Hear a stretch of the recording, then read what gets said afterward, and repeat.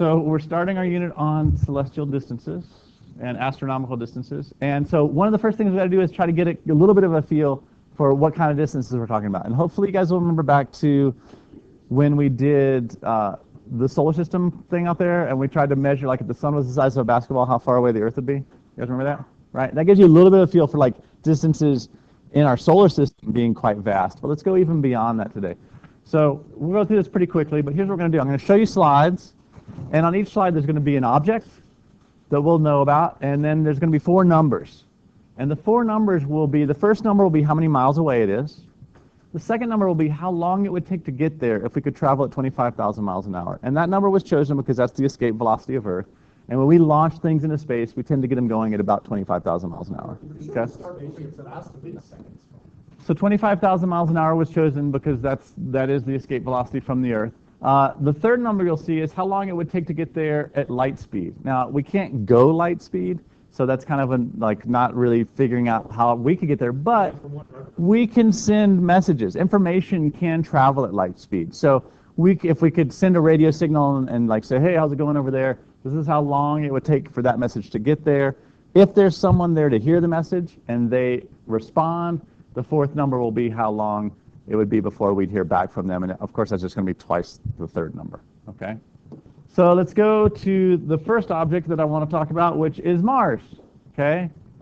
Really close planet to us. We've sent lots of probes there. We haven't sent people there before, but that's what they're talking about doing. And, you know, it's relatively nearby. At closest approach, it's, what is that, 48 million miles? Okay? That's its closest approach. So obviously, sometimes it's farther because we're both orbiting. If we travel there in a spaceship at 25,000 miles an hour, it takes 80 days to get there. Okay, so nearly 3 months just to get there when it's at its closest. Let's say there's Martians there. We want to talk to them, pick up the phone, send a message. Hey, how's it going? Takes 4 minutes. Okay, so you can think about like the Mars rovers that are the guys that are driving them. Like these are remote-controlled vehicles on the planet. So they're like, okay, move left. And then 4 minutes later, the little rover goes, moves left. Oh. And then it sends a message back, and they got to wait 4 more minutes. Okay, so it's 8 minutes before they get the message back, like, yeah, everything's okay. Okay, go forward 2 inches. Okay, goes forward 2 inches. And it's like very slow process. And if you had a conversation like, hey, Mom, how's it going?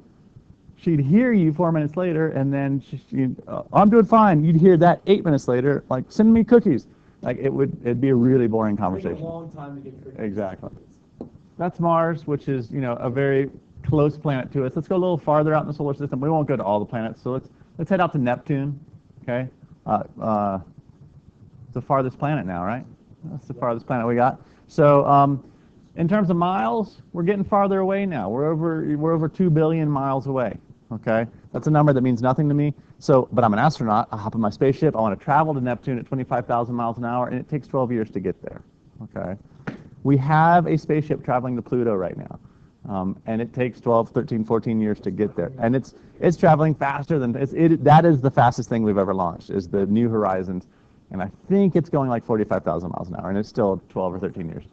Yeah, still takes a long time to get there. So let's just send the Neptunians a message. Hey, how's it going? Oh, it's going pretty great. It takes 4 hours for that message to get there at light speed, and if they respond, we hear back from them 8 hours later. It's still feasible to communicate with those people on Neptune whenever we want to. It's just slow.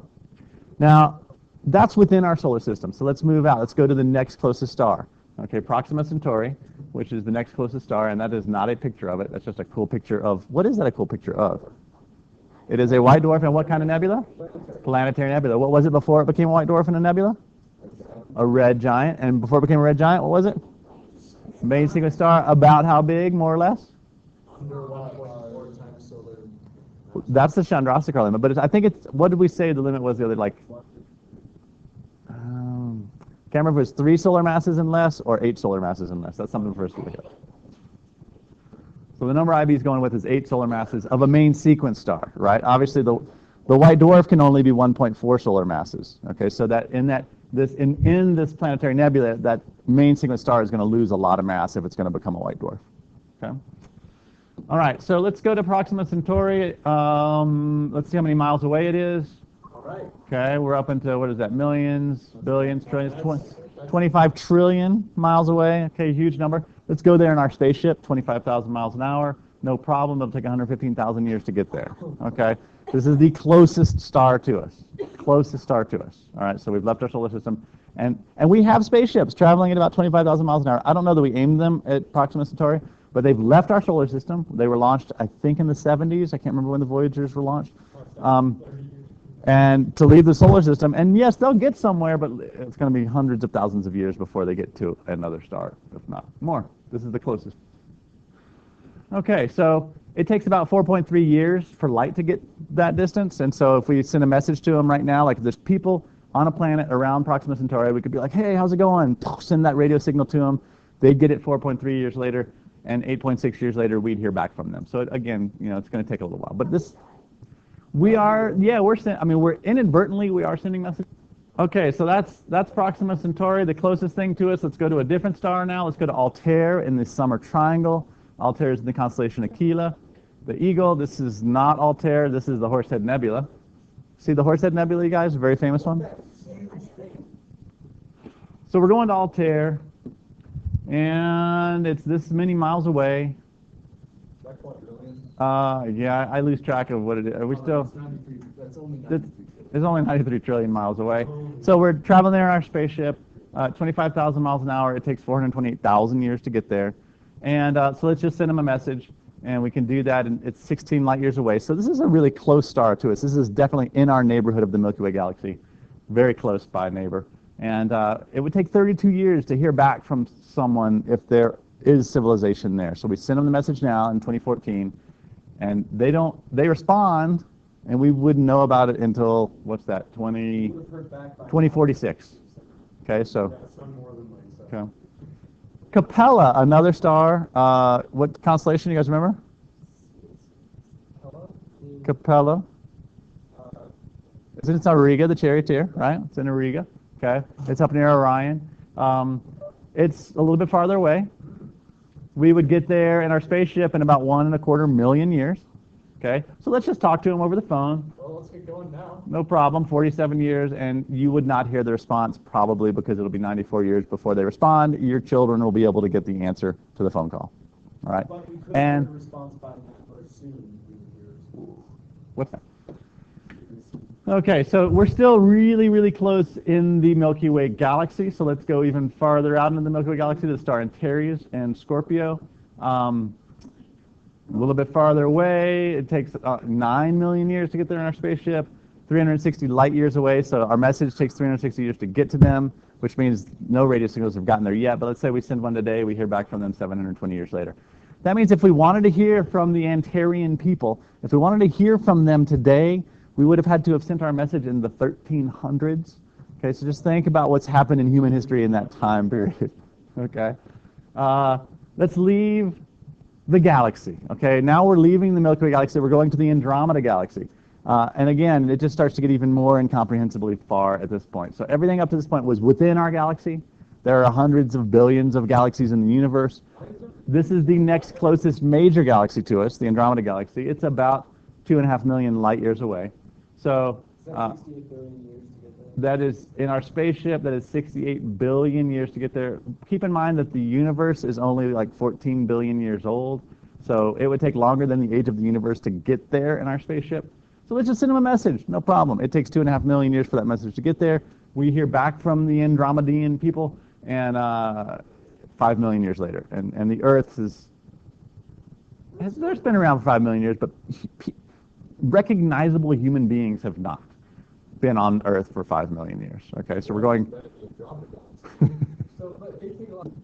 Okay, so this is a relatively close galaxy. Now this is the one thing when you walk outside and look at the stars at night, every star you see, and this is without a telescope, every star you see, except for one, every other thing you see is within our Milky Way galaxy. This galaxy, the Andromeda, you can actually see it with the naked eye. It is the one object you can see with the naked eye that is outside of the Milky Way galaxy. It's very faint, but if you know where to look, you can find it. It's this little smudge of light up in the constellation Andromeda. So it's pretty close to us. So let's even go farther then. Let's go to these. Now, this is not a picture of NGC 4565. There are so many galaxies that they don't all have names. And they created, once we started discovering all these things, they created a catalog. And I'm pretty sure NGC stands for the New Galactic Catalog, which is as they're discovering more and more galaxies, they just have to start numbering them. And this happens to be the 4,565th one that they found. Okay, and it's farther away than Andromeda. It would take longer to get there in your spaceship. Are we past? Yeah, you're right. Let's send them. Let's send them a message. 20 million years to get there. That it's 20 million light years away. It would take 40 million years to hear back from them. Okay. All right, it's gonna be like a homestead. Just for pure silliness, let's go even farther out into the universe. Okay, because 20 million light years away is really not that far away in the grand scheme of things. So let's go out to like a quasar. Quasars are some of the most distant objects that we can observe. Very, very bright, very high energy. The word quasar stands for quasi-stellar radiation source, or radio source maybe, something like that. Is it a star? No, it's not a star. And Just so looking at ourselves. if we want, Back in time. if we want to just go to the quasar, it's a distance that I don't even know how many miles that is. I can't tell you that number. And traveling in your spaceship at 25,000, it's at least 25 trillion years to get there, right? Let's send them a message. They're like, is that a billion? Billion light years away. It would take 2 billion years to hear back from them. Again, that's half the age of our solar system. Okay, so that's a lot. Like the Earth was not, I don't know, but who knows? Okay, but so the main point of all this, you guys, is two things I want you to be thinking about. Well, three things. One, the distances are enormous. When we start talking about space and the universe, the distances are huge. Okay, they're unsurmountable, it seems like. Two, in terms of IB physics, one of the things that you need to be thinking about is how do we know these distances? That's what this whole unit is. How do we measure these distances? And we'll get into that next. Third, if we're thinking about alien life and life on other places and how we can communicate with them or how we can interact with them, well, it doesn't seem very probable or possible. Does it seem that there's life out there?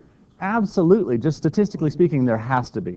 But the chances of us overlapping and actually communicating with them are very, very more difficult. So the thing I wanted to kind of wrap up today with is I want to get into relativity a little bit, because the idea of like, could we ever go to these places? Well, distances seem so great, but if you take into account relativity, there is a possibility, yes. And so that's kind of how we're going to wrap this stuff up.